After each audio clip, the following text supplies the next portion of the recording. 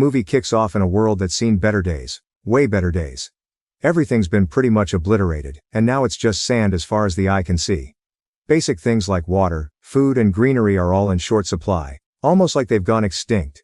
Amid this barren wasteland we meet Furiosa, her mom and her friend Valkyrie, who live in a hidden tribe known as the Green Place of Many Mothers.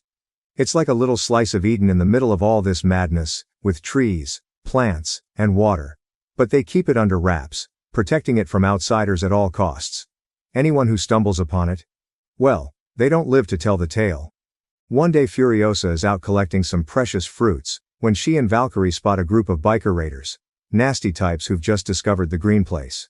Furiosa quickly realizes the danger and tries to sabotage their bikes by cutting the fuel lines, but she's caught in the act. She screams and tries to escape, blowing a whistle she has around her neck like her life depends on it, because it does. The sound of her whistle echoes back to her tribe, and soon her mother is on the move, chasing after the raiders on horseback, gun in hand. These raiders don't know what hit them as Furiosa's mom takes them out one by one. But one guy, trying to impress his leader Dementis, manages to snag Furiosa and makes a break for it, aiming to deliver her and the location of the Green Place to his boss. He was about to get the reward, but karma's got his number. A metal rod slices into his bike, and the guy ends up half dead, literally. He's dragged back to Dementis, but before he can spill the beans, he kicks the bucket. Dementis, being the twisted leader he is, decides to keep Furiosa alive and even feeds her, which is weirdly nice for a psycho. He's thinking long-term though, and posts a couple of guards around her tent to make sure she doesn't try anything funny.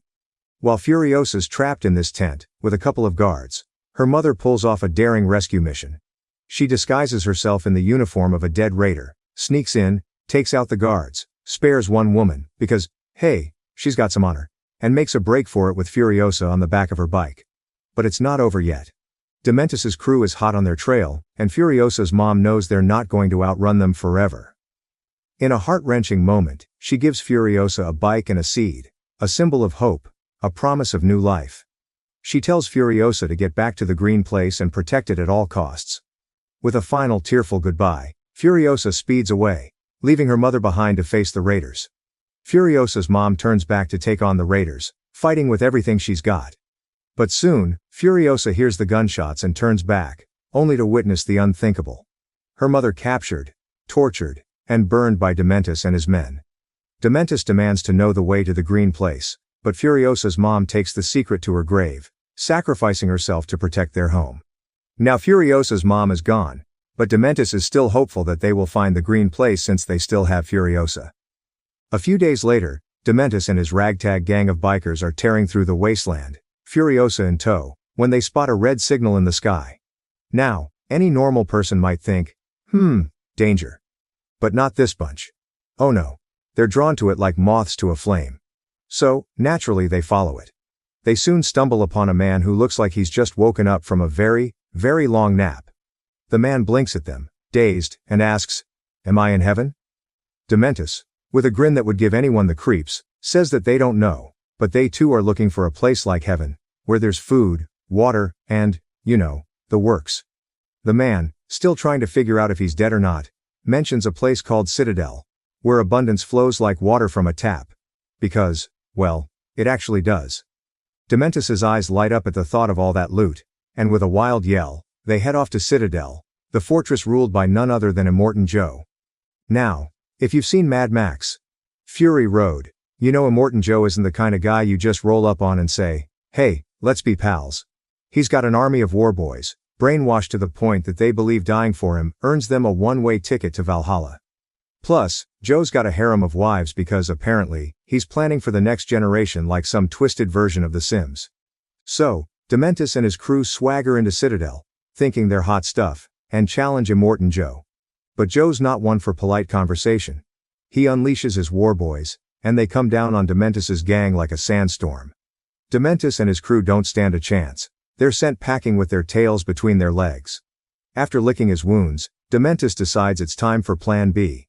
Citadel isn't Joe's only stronghold. He also controls Gastown, where they refine gasoline, and Bullet Farm, which is like the Costco of weapons. Gastown is run by Joe's brother, and Dementis figures it's the weaker link. So, Dementis rallies his troops and launches a full-on assault on Gastown.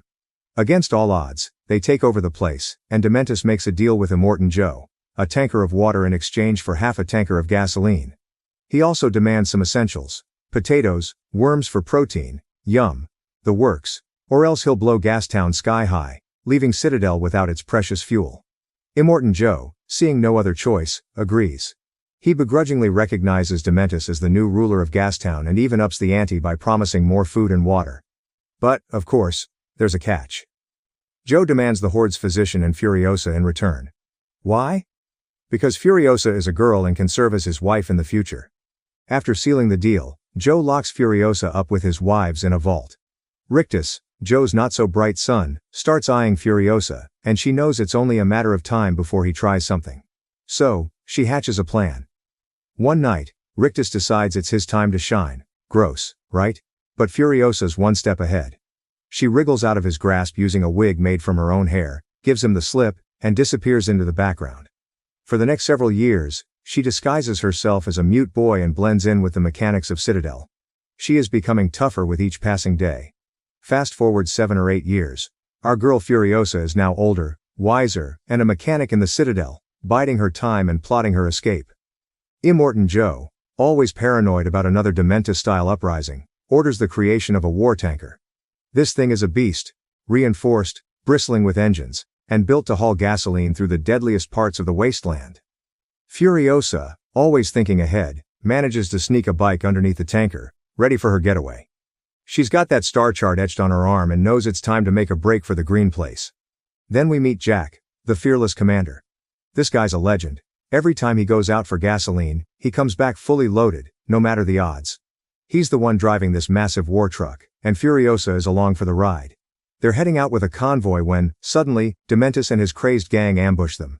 What follows is an action sequence that's pure adrenaline-pumping chaos, explosions left and right, and absolute carnage. Furiosa fights like a lioness, but when the dust settles, only she and Jack are left standing. However, Furiosa's true identity is revealed to Jack. With no other choice, she tries to take out Jack to seize the truck and escape to her green place. But Jack isn't just tough. He's smart.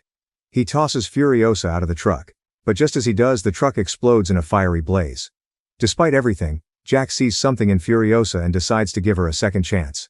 They have a brief chat, more like a tense standoff with words, and Jack, impressed by her guts and determination, makes Furiosa his second in command. He trains her, and the two become an unstoppable duo on the wasteland's many dangerous missions. Along the way, they start to fall for each other. Warrior style, of course. They share a promise. One day they'll escape the chaos of the wasteland and find peace together. But while Jack and Furiosa are growing closer, things are falling apart in Gastown under Dementis' terrible rule. The place is crumbling, food and water are still coming from Immortan Joe, but gasoline is running dry, and Dementis is getting more desperate by the day. Immortan Joe, frustrated and seeing an opportunity to strike, decides it's time to take Gastown back. He sends Jack and Furiosa on a mission to Bullet Farm to stock up on gunpowder, bombs, and all the heavy artillery they need to crush Dementis once and for all. When Jack and Furiosa roll up to Bullet Farm, the usual crazed gunmen. But instead they find the place eerily quiet. It turns out that Dementis got there first. He's already wiped out the entire Bullet Farm crew and taken over.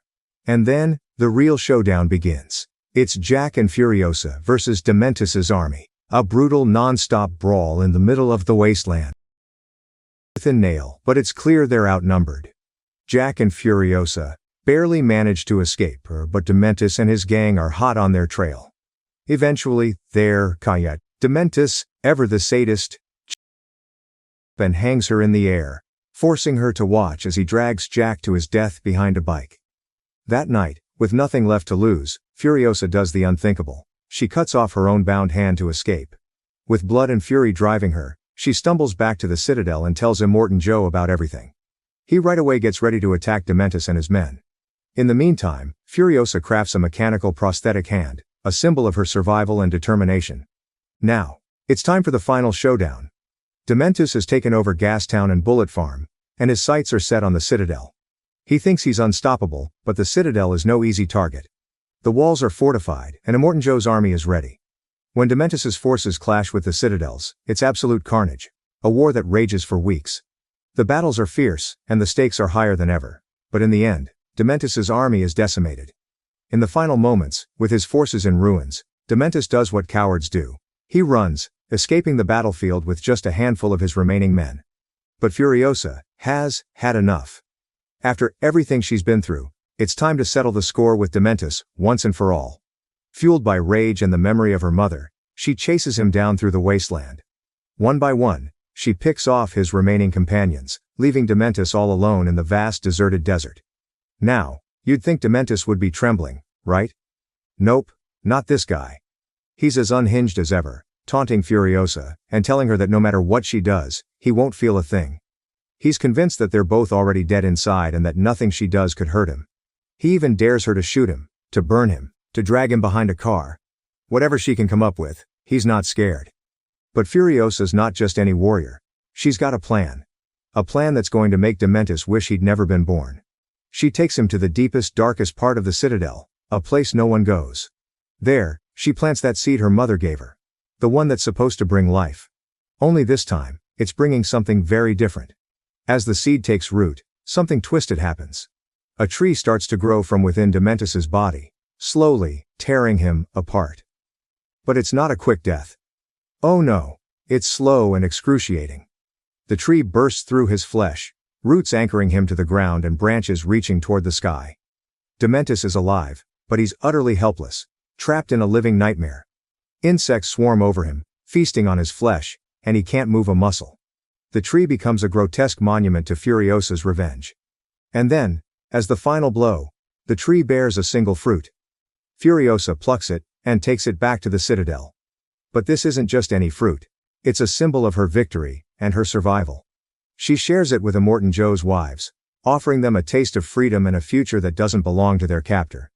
With her revenge complete, Furiosa is ready for the next chapter of her life.